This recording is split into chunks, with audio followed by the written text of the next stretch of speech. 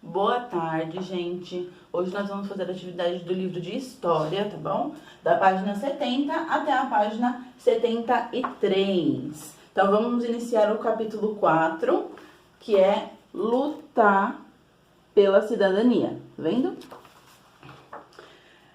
Até pouco tempo atrás, crianças de famílias pobres não frequentavam escola porque precisavam trabalhar. É mais ou menos o que a gente estava falando ontem na aula de geografia, né? Do trabalho infantil, que hoje em dia é proibido, mas antigamente tinha muito. Então a gente tá meio que interligado o livro de história com o livro de geografia para o tema fluir e vocês entenderem completamente.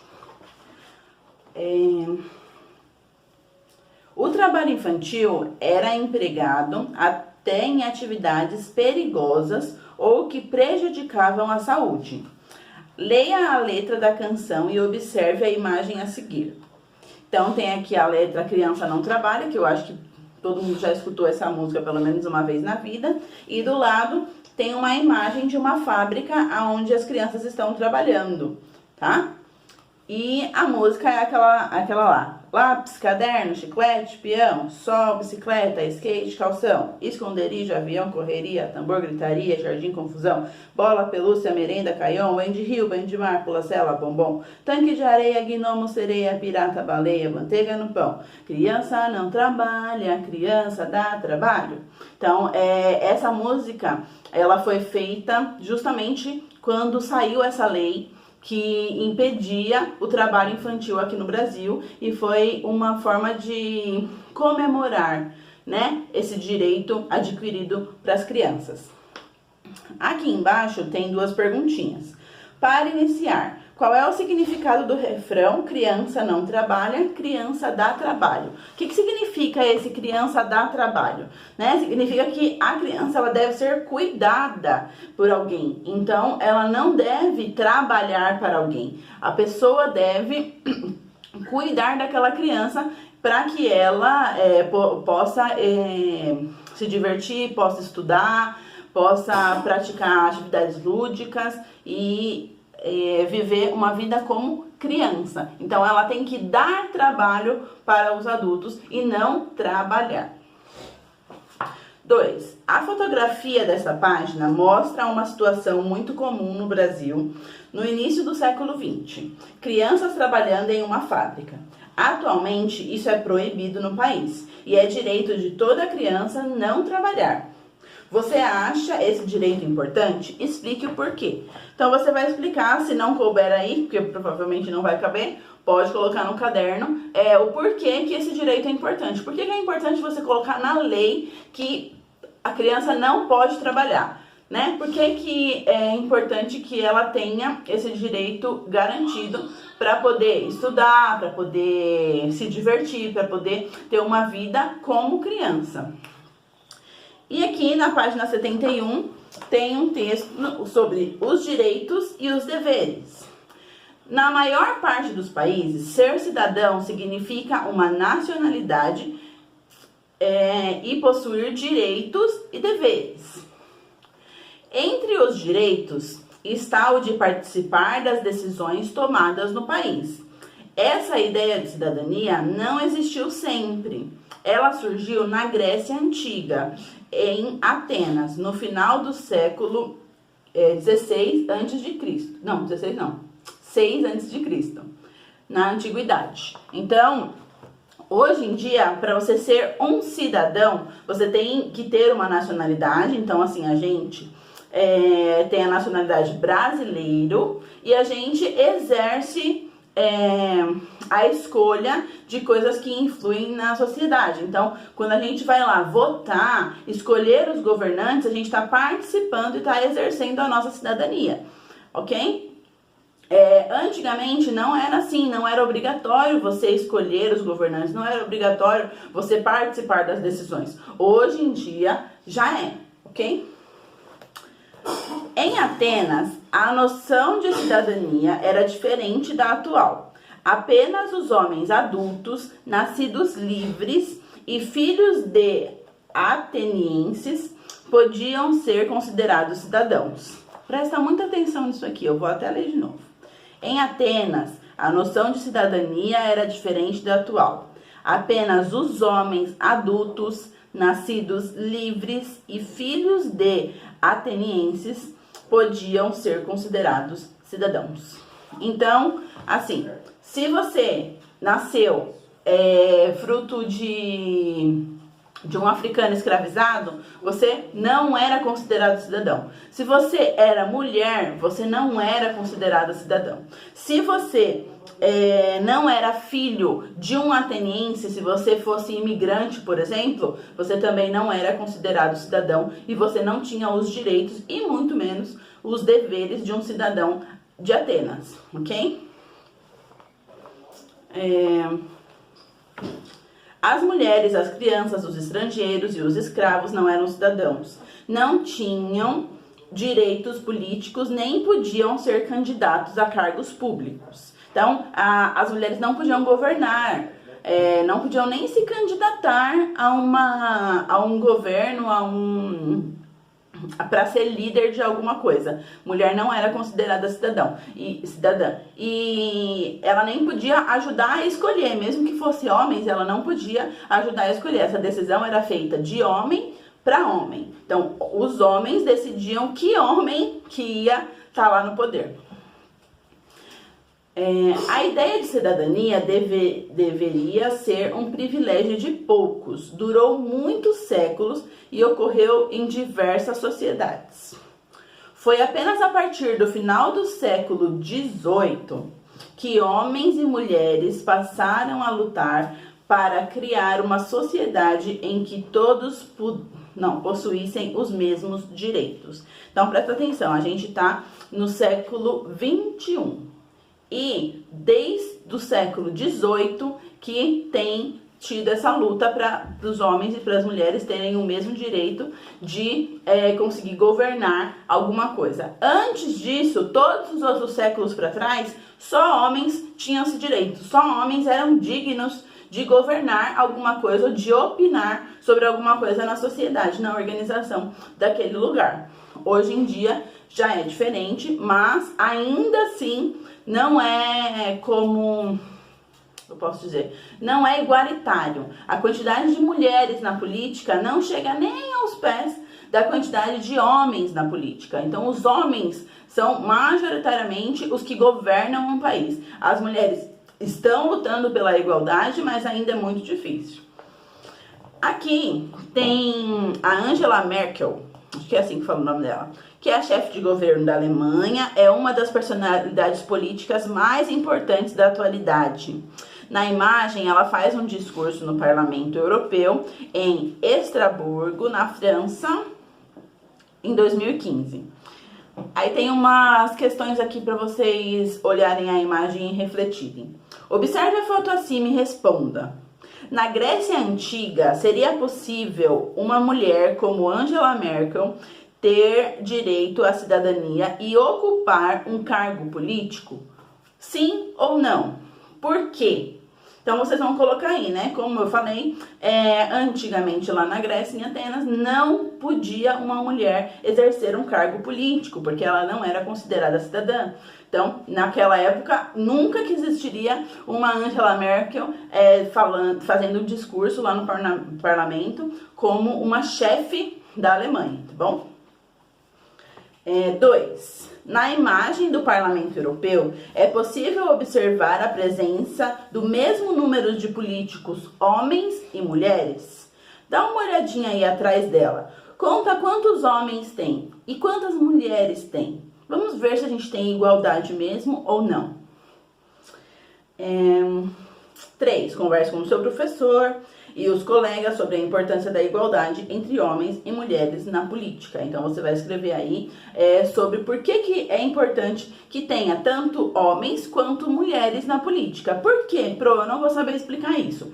É assim, os homens, eles têm uma visão masculina do mundo. Então, certas coisas que as mulheres passam, por exemplo, um assédio, por exemplo, um estupro, por exemplo, os salários exercendo a mesma função serem diferentes para homem e para mulher, por exemplo, a dificuldade de uma mulher que tem filho arrumar um emprego. Então, essa estrutura vem sido feita de homem para homem. E quando a gente tem mulheres lá, elas colocam os pontos de vista das mulheres. Então elas criam leis que ajudam as mulheres na sociedade, elas criam leis que fazem com que seja mais fácil arrumar um emprego, que tenham os seus direitos garantidos, que tenham um auxílio se necessário caso ela tenha um filho com alguém, no caso da pensão.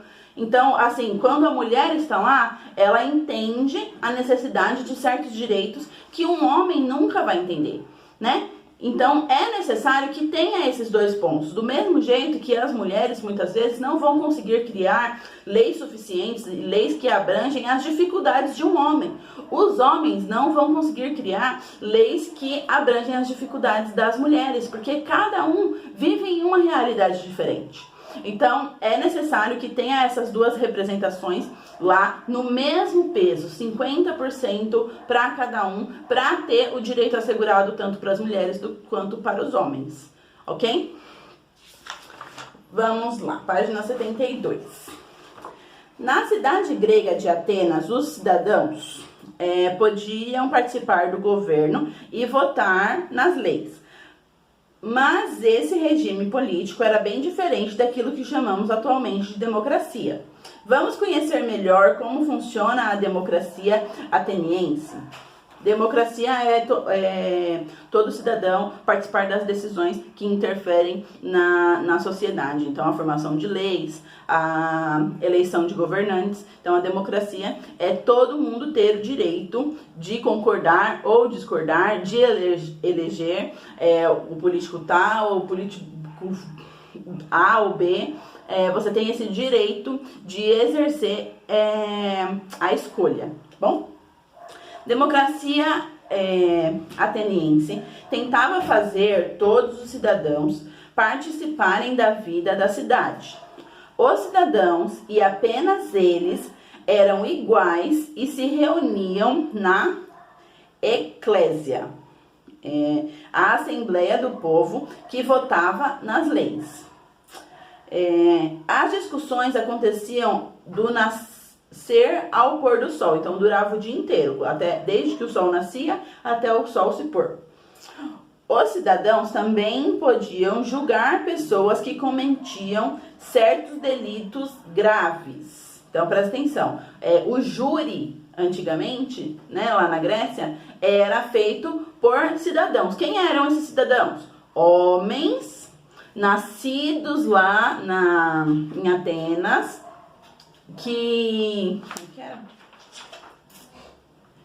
e nascidos livres, que não eram filhos de escravos. Uma pena gravíssima podia vir a ser pronunciada: o ostracismo. Quem fosse condenado ao ostracismo era fadado ao exílio e deveria deixar a cidade. Então, presta atenção. Tem duas palavrinhas aí que vocês podem achar difícil: ostracismo e fadado. Fadado já tá aqui, ó, destinado ou condenado. Então, era condenado, né? Se a pessoa fizesse alguma coisa grave, ela tinha ou que morrer ou que sair da cidade. E aqui na página 170, deixa eu ver, 172, não, 174, tem o glossário, tá? Glossário de vocês. Vocês vão olhar aí o que significa ostracismo.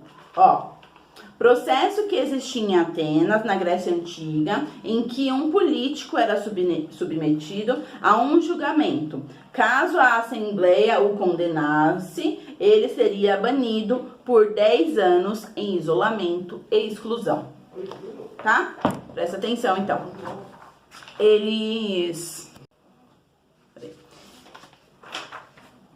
Oh, meu Deus. Ok.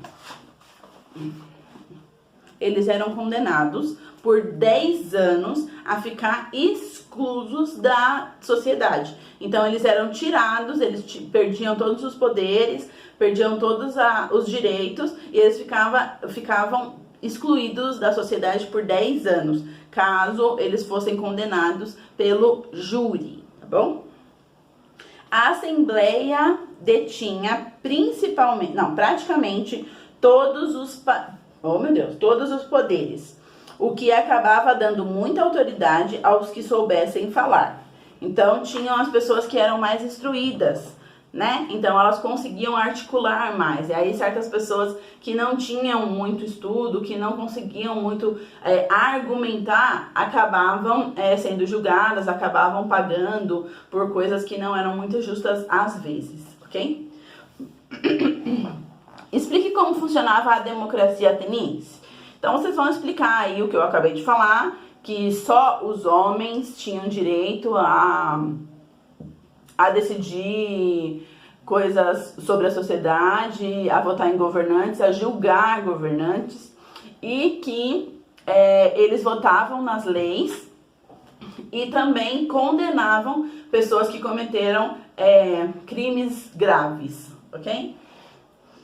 O que é o ostracismo? Então, era a punição, né? A punição por alguém fazer alguma coisa muito errada, que era condenado a ficar 10 anos em exclusão. Pesquise em livros, revistas ou na internet sobre o funcionamento da democracia no Brasil hoje. Depois, com seus colegas e professor, comparem com a democracia ateniense. Eu já expliquei, né, mais ou menos como é a democracia. Hoje em dia, todo mundo tem direito a exercer a democracia, todo mundo tem direito a votar, todo mundo tem direito a ter informações sobre o que vem acontecendo, a formação de leis, os projetos para ajudar a população. Então, hoje em dia, todo mundo tem esse direito. E se a pessoa cometer um crime grave, aqui no Brasil, não existe pena de morte nem prisão perpétua. A pessoa vai presa por um determinado tempo e depois que ela pagar pelo seu crime, ela pode ser solta, tá? Mas ela nunca vai ser morta por ter cometido um crime, porque aqui no Brasil não existe pena de morte. Então, lá era diferente, né? Lá em Atenas era bem diferente, só quem podia votar e decidir as coisas eram os homens nascidos em Atenas, e eles se julgavam entre si, as condenações eram muito mais rígidas e etc. Tudo que eu já falei aqui. Na última página, página 73, tem um textinho e 2 questões.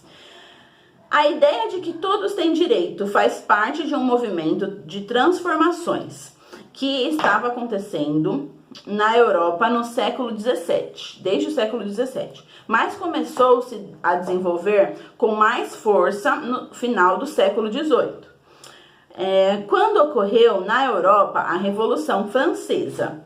Esse movimento teve grande influência no mundo inteiro e até mesmo no Brasil.